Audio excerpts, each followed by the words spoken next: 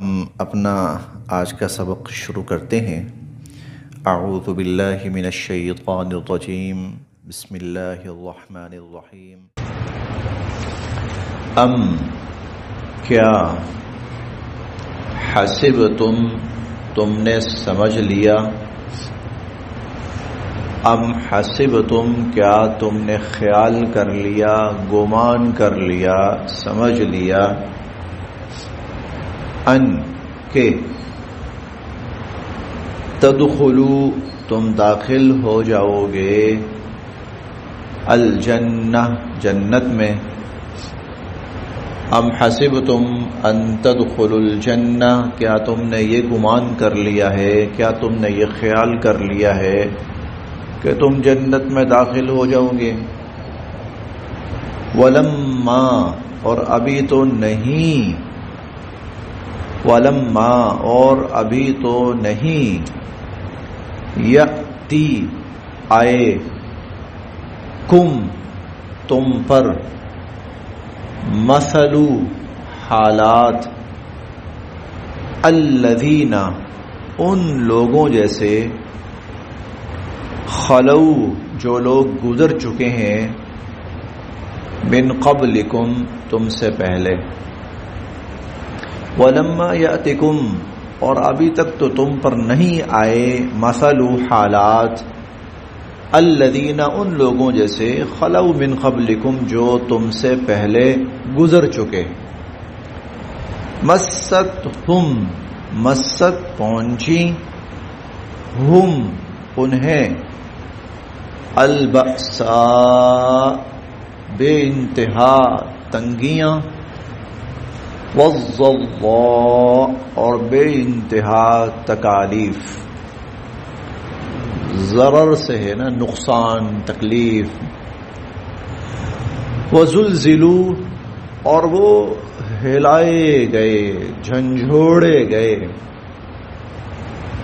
حتی یہاں تک کہ یقولا کہ اٹھے، حتی یقول یہاں تک کہ اٹھے، الرسول رسول، والذین اور جو لوگ، آمنو ایمان لائے تھے، معہ ان کے ساتھ، حتیٰ کہ رسول اور ان کے ساتھ ایمان والے کہ اٹھے، متی کب آئے گی، نصر اللہ اللہ کی مدد، متی نصر اللہ اللہ کی مدد کب آئے گی، الا سنو، ان بے شک، نصر اللہ اللہ کی مدد، قریب قریب ہی ہے، الا ان نصر اللہ قریب، سنو اللہ کی مدد قریب ہی ہے۔ آگے انشاءاللہ جو آیات کا سلسلہ چلے گا، اگلے 1-2 اسباق، ان میں امت مسلمہ کو، ایمان والوں کو پوری دنیا کے ساتھ ٹکرانا تھا، وہ ماحول اللہ رب العزت نے، بلکہ اس سے متعلق گفتگو اللہ تعالیٰ نے شروع فرمائی کہ بھائی تم اگر یہ سمجھ رہے ہو نا بس یہ ہم نے کلمہ پڑھ لیا اور نماز پڑھ لیا کریں گے، روزہ رکھ لیا کریں گے، ممکن ہوا ہم پر لازم ہوا زکوٰۃ ادا کر لیا کریں گے، اللہ اللہ کرتے رہیں گے تو بس کافی ہے، اگر تم نے یہ سمجھ لیا ہے بس اتنا کریں گے اور ہم جنت میں چلے جائیں گے، تو اتنا بھی آسان نہیں ہے، اتنا بھی آسان نہیں ہے جنت میں چلے جانا۔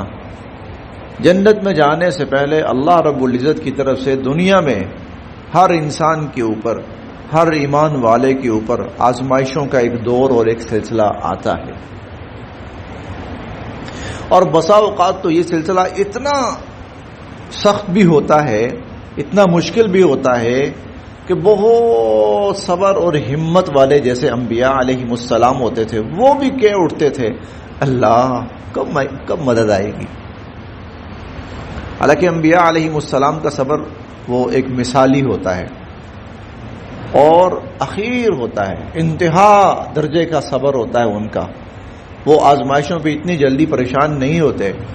لیکن ایسے بھی انبیاء علیہ السلام پہ حالات آئے کہ ان کی زبان سے بھی یہ نکل گئے، اللہ وہ جس مدد کا وعدہ ہے وہ کب آئے گی؟ اگر اب بھی نہیں آنی تو کب آئے گی؟ کچھ صحابہ کرام نے حضور علیہ الصلوۃ والسلام کے سامنے سختیوں کا ذکر کیا، وہ سختیاں جو اسلام لانے کی وجہ سے ان پر آنا شروع ہوئی تھیں. گھر بار سے محروم کر دیے گئے، خاندان نے بائیکاٹ کر دیا، ایک طرح سے وہ بالکل دنیا میں اکیلے اور تنہا ہو گئے، بیار و مددگار، جسمانی اعتبار سے بھی، مالی اعتبار سے بھی، خاندانی اعتبار سے بھی، معاشی اعتبار سے بھی، ہر طرح سے نا وہ بالکل خالی ہاتھ تنہا ہو گئے. اور جہاں جاتے ہیں آگے سے کفار باتیں کرتے ہیں، کوئی مارتا ہے، کوئی ظلم کرتا ہے، گھر والے ساتھ نہیں دیتے. تو کچھ ایمان والے حضور علیہ الصلوۃ والسلام کی خدمت میں حاضر ہوئے، اللہ کے نبی بہت مشکل آ گئی ہم پر. تو آپ نے فرمایا ابھی کہاں، تمہیں پتہ ہے اللہ کے دین کے لیے اللہ کے جو پہلے بندے گزر چکے ہیں ان پر کیا کیا مشکل وقت آئے. آپ نے فرمایا ایسے بھی اللہ کے بندے گزرے کہ دشمنوں نے ان کے وجود کو لوہے کی کینچیوں سے نہیں، لوہے کی کنگھیوں سے، یعنی اس طرح کے لوہے کے کوئی آلات بنے تھے، اوزار بنے تھے، اس سے ان کی نہ کھالوں کو ادھیڑا گیا. ایسے بھی انبیاء علیہم السلام اور اللہ کے نیک بندے آئے کہ ان کو آگ میں جلا کے راکھ کر دیا گیا. ایسے بھی انبیاء علیہم السلام اور اللہ کے نیک بندے آئے کہ جن کو آروں سے چیر دیا گیا، آروں سے چیر دیا گیا. تو اللہ تعالیٰ ایمان والوں سے کہہ رہے ہیں بھائی اللہ نے تم سے بہت بڑے بڑے کام لینے ہیں، اللہ تعالیٰ نے تم سے بہت بڑے بڑے کام لینے. اللہ نے تمہارے ہاتھوں دنیا میں اس وقت جتنا کفر ہے اس کفر کا اللہ نے خاتمہ کرنا ہے، اس کو تباہ و برباد کرنا ہے. دنیا کے اندر کفر کی جتنی حکومت، سیاست، سلطنت چل رہی ہے وہ ختم ہونی ہے. یہ بہت بڑی بات یاد رکھیے. حضور علیہ الصلوۃ والسلام نے جو اتنے مشکل حالات میں جماعت تیار فرمائی نا، اور اس جماعت کو کسی آسائش کا عادی نہیں بنایا. صحابہ کرام کو حضور علیہ الصلوۃ والسلام نے کسی آسائش کا، نرمی کا، سہولت کا عادی نہیں بنایا. ان کو بے انتہا مشقتوں سے گزارا، آسانیاں ان کے قریب، کوشش کی کہ ان تک آسانیوں کو آسانی کی طرف نہ جانے دیا جائے، کیونکہ یہ سہولت پسندی کی طرف چلے گئے نا تو پھر جو کام اللہ نے لینا ہے وہ رہ جائے گا. چنانچہ حضور علیہ الصلوۃ والسلام نے ان کو مسلسل متحرک رکھا، مسلسل ان کی تربیت فرمائی، مسلسل ان کو کاموں میں مشغول رکھا، مسلسل بڑی بڑی ذمہ داریاں ان کے اوپر ڈالی گئیں. گویا یوں سمجھیں کہ یہ جو جماعت تھی نا یہ اب دنیا کے لیے نہیں تھی، یہ دنیا کے لیے نہیں تھی. اب دنیا کے لیے نہ ہونے سے مراد یہ ہے کہ یہ گھر بار بنائیں گے، خاندان آباد کریں گے، ان کے بچے ہوں گے، ایک بڑے پرسکون زندگیاں، نہیں، یہ نہیں تھا. یہ جماعت اس لیے تھی کہ بھائی دنیا کے اندر کفر پھیلا ہوا ہے، کفر کی حکومت ہے، کفر غالب ہے، کفر کا سکہ چلتا ہے، اصول دنیا کے کفر طے کرتا ہے، قانون دنیا کے کفر طے کرتا ہے. تم اس لیے اللہ نے تمہیں چنا ہے، منتخب کیا ہے، تمہیں تیار کیا ہے کہ تم نے دنیا سے کفر کے اس ساری حکومت کا خاتمہ کرنا ہے. تم نے دنیا، یہ جو آیات ہے نا اتنی جلدی، ام حسبتم ان تدخلوا الجنہ، ہم نے کلمہ پڑھ لیا ہے ہم سیدھا جنت میں چلے جائیں گے، ایسے نہیں بھائی. ابھی تم پر وہ حالات نہیں آئے جو پہلوں پہ گزر چکے ہیں. مستهم البأساء والضراء، ارے ان پر جسمانی اعتبار سے، مالی اور معاشی اعتبار سے بے انتہا تکالیف آئیں، حتیٰ کہ رسول کے اٹھے کہ اللہ کی مدد کب آئے گی. تو اس جماعت کو اس لیے تیار کیا گیا تھا. اس لیے ہم جب اس جماعت کے حوالے سے اللہ تعالیٰ کے فرامین پڑھتے ہیں تو حیرت ہوتی ہے بسا اوقات. اب دیکھیں نا یہی آیت پڑھ لیں، بھائی ان میں کیا کمی ہے؟ اخلاق میں اعلیٰ درجہ، ایمان میں اعلیٰ درجہ، تقوی میں اعلیٰ درجہ، عبادات میں اعلیٰ درجہ، اللہ کی ذات میں توحید میں اعلیٰ درجہ، حضور علیہ الصلوۃ والسلام کی اتباع اور محبت میں اعلیٰ درجہ. اب کیا رہ گیا پیچھے؟ اور ابھی اللہ کہہ رہے ہیں تمہارا کیا خیال ہے ایسے ہی جنت میں چلے جاؤ گے؟ اور بھائی اتنا اعلیٰ درجہ ہو کہ پھر بھی جنت میں نہیں جائیں گے تو کمی پھر کہاں کمی ہے؟ کمی نہیں تھی، بلکہ اللہ رب العزت اس بڑے مقصد کے لیے اب یہاں سے ان کو تیار کر رہے ہیں۔ مطلب تم اپنے گھروں میں آرام سے نمازیں پڑھتے رہو، مسجدوں میں نمازیں پڑھتے رہو، روزے آئیں، افطاریاں کر لیں، سحریاں کر لیں، اور عید آئے گلے مل لیا، خوشیاں منا لیا۔ تمہارا کیا خیال ہے تمہیں اللہ نے اس لیے چنا ہے اس اتنے بڑے ماحول میں سے؟ نہیں نہیں نہیں نہیں نہیں نہیں نہیں، تم پر اتنے مشکل ترین حالات، دیکھیں مکہ میں جتنے مشکل حالات آئے نا، میں اور آپ نہیں سوچ سکتے، بلکہ ہم تو شہروں والے ہیں نا، گاؤں دیہاتوں والے بھی نہیں سوچ سکتے۔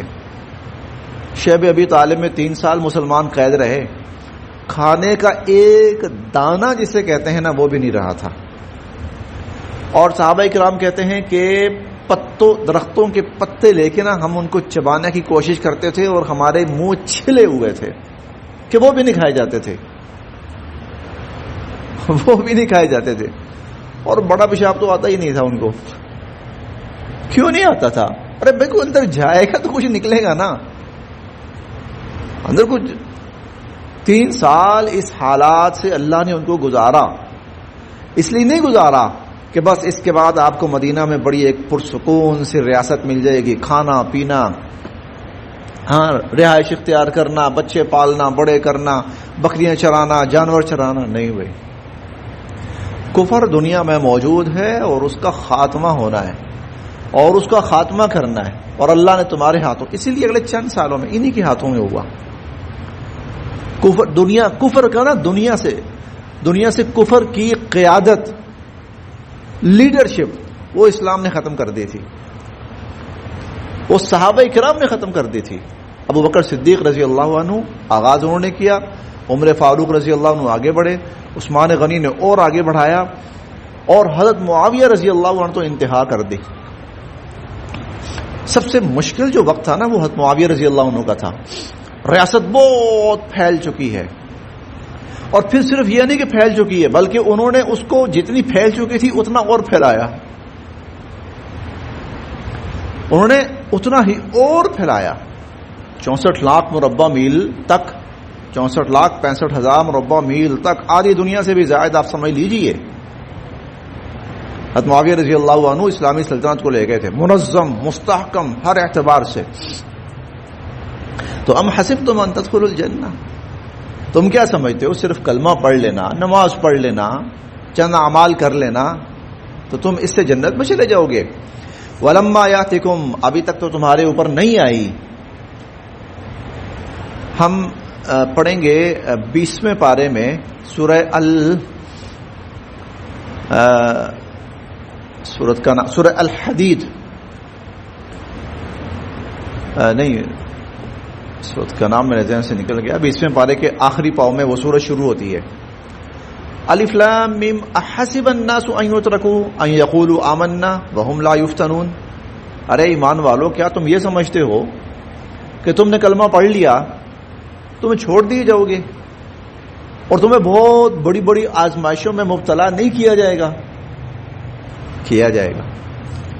ان یترکوا ان یقولوا آمنا وهم لا یفتنون ولقد فتنا الذین من قبلهم فَلَيَعْلَمَنَّ اللَّهُ الَّذِينَ صَدَقُوا وَلَيَعْلَمَنَّ الْكَاذِبِينَ۔ ابھی تو اللہ نے ان لوگوں کو چھانٹنا ہے جو سچے ہیں، اور ان کو بھی چھانٹ کے الگ کرنا ہے جو جھوٹے ہیں۔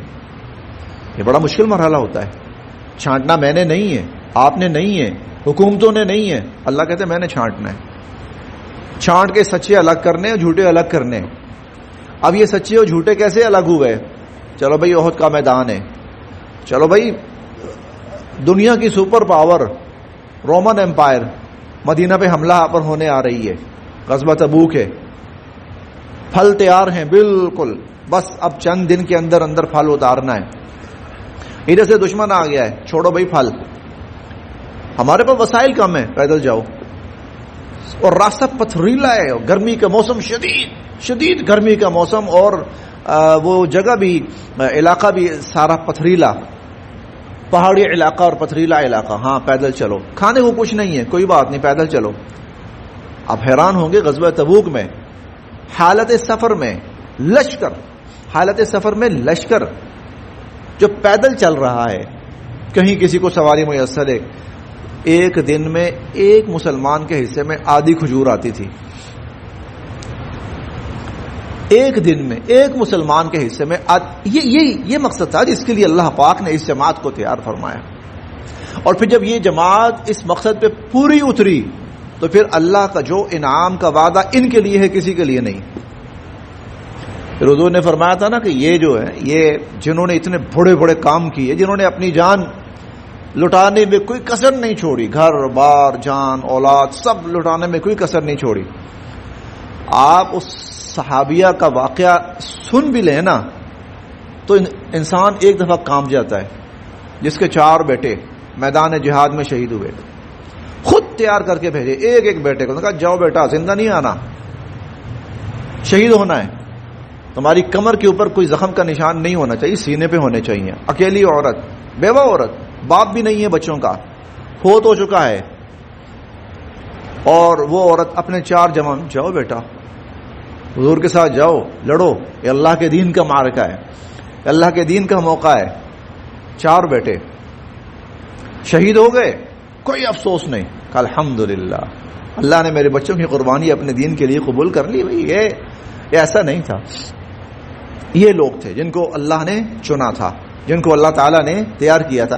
ام حسبتم ان تدخلوا الجنہ، کیا تم یہ سمجھتے ہو تم ایسے ہی جنت میں چلے جاؤ گے؟ ولما يعلم اللہ ولما يأتكم مثل الذين خلوا من قبلكم، ابھی تم پر وہ احوال نہیں آئے جو تم سے پہلے والوں پہ آئے. ابھی نا یا تو آج ہی ہم پڑھ لیں گے یا کل پڑھیں گے، وہ آیت پڑھتے ہوئے بھی نا ہمیں ڈر لگتا ہے. یہ آیت جو ہم پڑھیں گے انشاءاللہ یا آج پڑھ لیں گے یا کل پڑھیں گے، اور وہ ہے کتب علیکم القتال، میدان میں نکل کر دشمن سے لڑنا تم پر فرض کر دیا گیا ہے، تم پر فرض کر دیا گیا ہے. تو تھوڑے سے حالات اللہ نے بہتر کر دیے ہیں، ورنہ کچھ عرصہ پہلے تک تو آپ یہ آیات پڑھ بھی نہیں سکتے تھے. پاکستان کی میں بات کر رہا ہوں. کتب علیکم القتال، تم پر اللہ کے دشمنوں کے خلاف جہاد فرض کر دیا گیا ہے. لیکن ان لوگوں نے کیا، نکلے اور پوری دنیا کی طرف نکلے اور ان کی آنکھوں میں آنکھیں ڈال کر اور ان سے لڑے اور ان کا مقابلہ کیا. ان کو دی ایمان کی دعوت، ایمان قبول کر لو، اور ان کا کام نہیں کرنا، کہ پھر آ جاؤ میدان میں تو مقابلہ ہوگا. ولما یاتکم، ابھی نہیں آئے تم پر، مثل احوال الذین، ان لوگوں کے، خلو من قبلکم، جو تم سے پہلے گزر چکے. مستهم البأساء، حضور علیہ الصلوۃ والسلام نے صرف اپنی 10 سالہ مدنی زندگی میں، 10 سالہ مدنی زندگی میں چھوٹی بڑی خود بھی گئے، صحابہ کو بھی بھیجا، 120 سے زائد لڑائیاں لڑی، 120 سے زائد. میں وہی کہہ رہا ہوں کہ کام ہی یہ تھا، کفر کا خاتمہ کرنا ہے اور اللہ کے دین کو غالب کرنا ہے. اب اندازہ لگائیں کہ جس اللہ کہ اس عظیم المرتبت ہستی حضور علیہ الصلوۃ والسلام نے صرف 10 سال میں اتنی لڑائیاں، اتنی جنگیں لڑی ہیں، تو سکون کا مرحلہ کہاں ہوگا؟ اطمینان کا مرحلہ کہاں ہوگا؟ نہیں.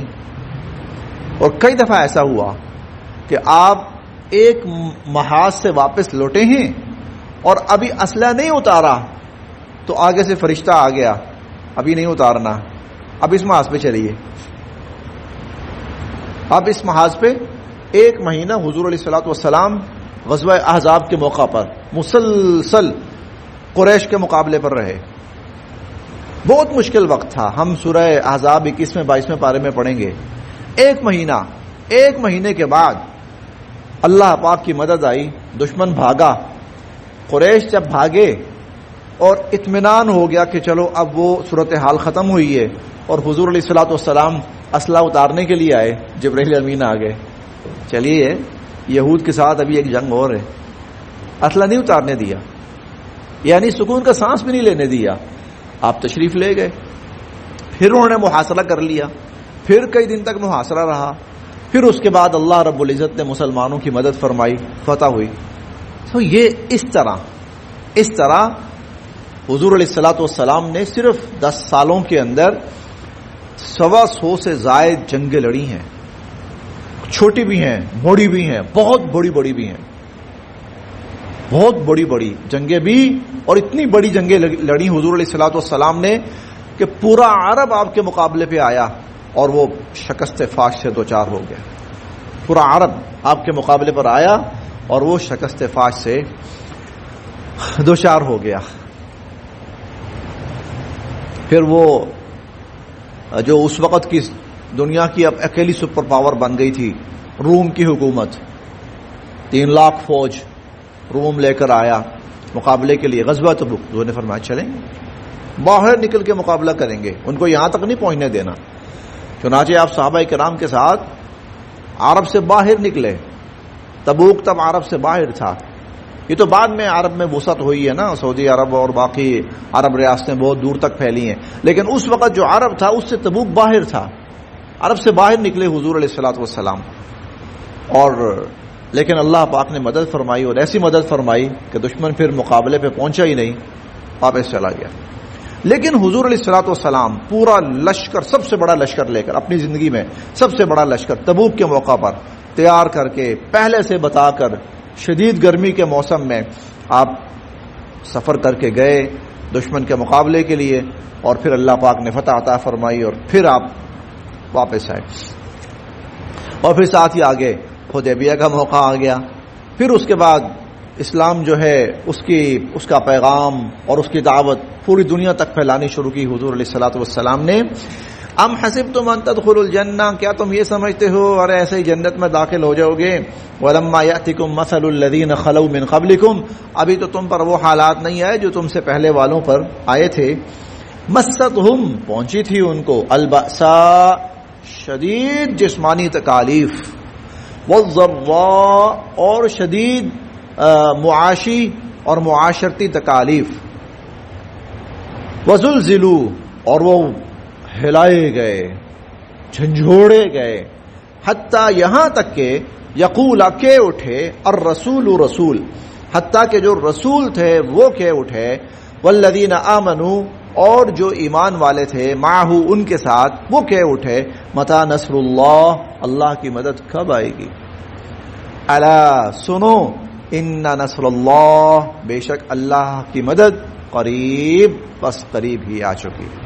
یعنی ان کو تسلی دی گئی کہ یہ نہیں ہے کہ اللہ مدد نہیں کریں گے، اگر حالات اتنے آ گئے ہیں کہ انسانی بس سے بات باہر ہو رہی ہے تو اب اللہ کی مدد آیا ہی چاہتی ہے.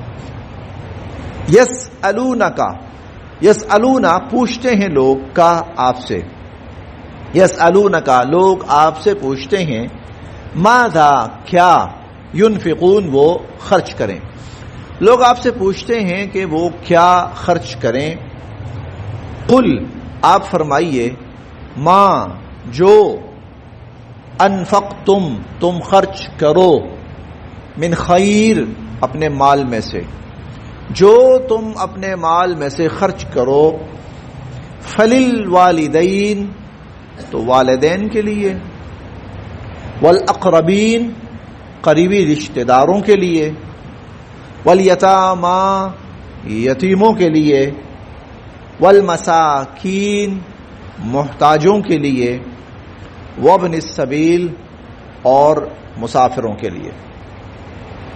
وما، اور جو، تفعلوا، تم کرو گے، من خیرن، کوئی بھی بھلائی، وما تفعلوا من خیرن، کوئی بھی بھلائی تم کرو گے، فإن، تو بے شک، اللہ بھی اسے علیم، خوب جاننے والے ہیں. فإن اللہ بھی علیم، تو بے شک اللہ تعالیٰ اسے خوب جاننے والے ہیں. انسان جب صدقہ کرنا چاہے، خیرات کرنا چاہے، مال خرچ کرنا چاہے تو اللہ پاک نے ترتیب بتا دی. سب سے پہلے یہ دیکھو تمہارے والدین کہیں وہ تو نہیں مستحق، وہ تو کہیں پریشان نہیں ہے، وہ کہیں مشکل میں تو نہیں. اگر والدین تکلیف میں ہیں، پریشانی میں ہیں، سب سے پہلے والدین. اور اگر والدین الحمدللہ خیر و عافیت سے ہیں تو پھر رشتہ داروں کو دیکھو. یہ ایک ترتیب ہے نا. پھر رشتہ داروں کو دیکھو. اگر رشتہ داروں میں کوئی ایسا ہے جو کم حیثیت ہے یا مشکل میں ہے، اس کی مدد کر دو. اور اگر رشتہ داروں میں بھی کوئی نہیں ہے، الحمدللہ والدین بھی صاحب حیثیت ہیں، رشتہ دار بھی صاحب حیثیت ہیں، تو پھر دیکھو کوئی یتیم ہو باپ کا سہارا سر پہ نہ ہو، آسرا سر پہ نہ ہو، اور وہ ضرورت مند ہو تو اس یتیم کی مدد کرو. اور اگر یتیم بھی کوئی ایسا نہیں ہے، والمساکین، تو پھر محتاج. مسکین کسے کہتے ہیں؟ قرآن کی اصطلاح ہے، اور ہم اس اصطلاح کے بارے میں قرآن کریم میں بہت کچھ پڑھیں گے. مسکین کہتے ہیں ایسا شخص اپنی تمام تر کوشش کے باوجود اپنی ضروریات پوری نہیں کر پا رہا. تمام تر کوشش کے باوجود محنت کر رہا ہے، کما رہا ہے، کوشش کر رہا ہے، لیکن حالات ایسے آ گئے ہیں کہ وہ اپنی ضروریات ہی، بنیادی ضروریات ہی پوری نہیں کر پا رہا. یہ شخص مسکین ہے. یہ زکوٰۃ کا بھی مستحق ہے، یہ صدقات کا بھی مستحق ہے، یہ حسن سلوک کا بھی مستحق ہے. والمساکین، اور مسکین، وابن السبیل، اور اگر کوئی مسکین بھی کوئی نہیں ملتا، سارا علاقہ صاحب حیثیت خوشحال ہیں، اور آپ چاہتے ہیں کہ میں کچھ اللہ کی راہ میں مال خرچ کروں، میرے پاس ہے، تو پھر وابن السبیل، تو پھر پانچواں جو مصرف ہے وہ مسافر ہے. کوئی مسافر جو کہیں دیار غیر کے اندر ہے اور اس کو ضرورت پیش آ گئی ہے، اس کی مدد کر دو. اگر آپ اس ترتیب سے چلیں نا، بلکہ ہم سب چلیں، تو معاشرے سے 90 سے 95% مسائل حل ہو جائیں گے. ہر بندہ اگر اپنے والدین کا خود خیال کرنے کی کوشش کرے، چلیں والدین کے ساتھ رشتہ دار، تو معاملہ یہیں پہ ٹھیک ہو جاتا ہے. اس لیے قرآن کی جو ترتیب ہے نا وہ بڑی شاندار ہے. قرآن کریم نے زکوٰۃ میں ترجیح دی ہے رشتہ داروں کو. زکوٰۃ دینی ہے نا تو ترجیح اپنے رشتہ داروں کو دیکھو، اللہ ڈبل ثواب عطا فرمائیں گے رشتہ داروں کو زکوٰۃ دینے پر. کیوں؟ اگر ہر شخص اپنا گھر یا اپنے قریبی ان کا خیال رکھنا شروع کر دے تو انشاءاللہ معاشرے سے مسائل کافی حد تک کم ہو جائیں گے. ختم نہیں ہوتے، بڑی حد تک کم ہو جائیں گے. یسألونک، لوگ آپ سے پوچھتے ہیں ماذا ينفقون، وہ کیا خرچ کریں. قل، آپ فرمائیے ما انفقتم من خیر، جو بھی مال تم خرچ کرنا چاہو، فللوالدین، سب سے پہلے والدین کے لیے، والاقربین، اس کے بعد رشتہ داروں کے لیے، والیتاما، اور اس کے بعد یتیموں کے لیے، والمساکین، اور اس کے بعد محتاجوں کے لیے، وابن السبیل، اور مسافروں کے لیے. وما تفعلوا من خیر، اور جو بھی تم خیر اور بھلائی کا کام کرو گے، فإن اللہ بہ علیم، تو بے شک اللہ اس کو جاننے والے ہیں. صدق اللہ.